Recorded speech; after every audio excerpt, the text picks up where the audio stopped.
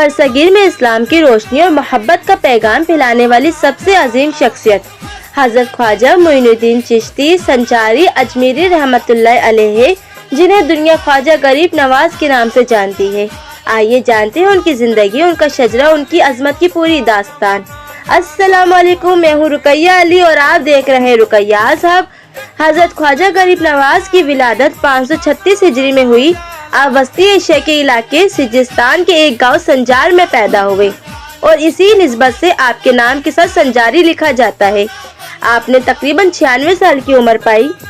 آپ کے والد کا نام حضرت خواجہ غیاث الدین حسن تھا، جو ایک بہت نیک اور متقی انسان تھے، اور آپ کی والدہ کا نام سیدہ ماہ نور تھا۔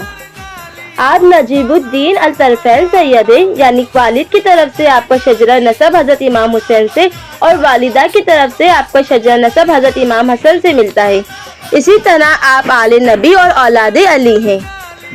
آپ اپنے والدین کے واحد اولاد تھی۔ آپ کی 2 بیویاں تھی، حضرت بی بی عصمت اللہ اور حضرت بی بی امت اللہ۔ اللہ پاک نے آپ کو 3 بیٹے اور 1 بیٹی سے نوازا۔ 3 بیٹوں کے نام یہ ہیں: خواجہ فخر الدین، خواجہ حسام الدین اور خواجہ ضیاء الدین، جبکہ 1 بیٹی کا نام بی بی حفیظہ ہے۔ آپ کی 2 اولاد کی قبر مبارک آپ کے مزار اقدس میں ہے، جبکہ 2 بیٹوں کے الگ الگ مزار ہیں۔ والد کے انتقال کے بعد آپ کو وراثت میں 1 باغ اور 1 پن چکی ملی، لیکن علم اور روحانیت کی تلاش میں آپ نے سب کچھ غریبوں میں بانٹ دیا۔ آپ کی مادری زبان فارسی تھی۔ آپ کا لباس بہت ہی سادہ تھا، کھردرا کرتا اور پاشمینہ چادر پہنا کرتے تھے۔ آپ بہت کم کھاتے تھے، اکثر روزے رکھتے اور افطار میں صرف 1 سوکھی روٹی پانی میں بھگو کر کھاتے۔ آپ کی پوری زندگی کا ایک ہی پیغام تھا: ہر کسی سے محبت کرنا، کسی سے نفرت نہیں کرنا۔ جب خواجہ غریب نواز نے علم دین، زہد اور ریاضت کے تمام مراحل طے کر لیے تو آپ زیارت حرمین شریفین کے لیے روانہ ہوئے۔ مدینہ منورہ میں روزہ رسول پر حاضری کے دوران آپ پر ایک خاص روحانی کیفیت طاری ہوئی۔ جب خواجہ غریب نواز نے رسول الخدا کے روزے پر کھڑے ہو کر نہایت ادب سے سلام کیا: السلام علیکم یا رسول اللہ، تو روزہ انور سے آواز آئی: وعلیکم السلام یا قطب الاولیاء۔ اسی قیام کے دوران آپ کو خواب میں بشارت میں نبی کریم صلی اللہ علیہ وسلم کی باضابطہ زیارت ہوئی۔ رسول اکرم صلی اللہ علیہ وسلم نے فرمایا: معین الدین، تو میرے دین کا مددگار ہے، ہم نے تجھے ہندوستان کی ولایت عطا کی، تو اجمیر چلا جا، وہاں تیرے ذریعے اسلام کی روشنی پھیلے گی۔ اس بشارت کے ساتھ ہی نبی کریم صلی اللہ علیہ وسلم نے آپ کو ایک انار بھی عطا فرمایا، جس میں پورا اجمیر اور وہاں کے پہاڑ نظر آ رہے تھے، تاکہ آپ کو راستہ اور جگہ پہچاننے میں کوئی دشواری نہ ہو۔ آپ کی شخصیت میں ایسی روحانی کشش تھی کہ جو ایک بار دیکھ لیتا ان کے دل میں اللہ کی محبت پیدا ہو جاتی۔ آپ کے کئی معجزات مشہور ہیں۔ ایک معجزہ یہ ہے کہ جب مقامی لوگوں نے آپ کے مریدوں کو اناسگی جھیل سے پانی لینے سے روکا تو آپ کے حکم پر ایک چھوٹے سے کوزے میں پانی بھرا گیا اور پوری جھیل کا پانی اس کوزے میں سما گیا۔ اسی طرح وقت کے بڑے بڑے جادوگر بھی آپ کی روحانی طاقت کے آگے جھک کر اسلام قبول کر لیا۔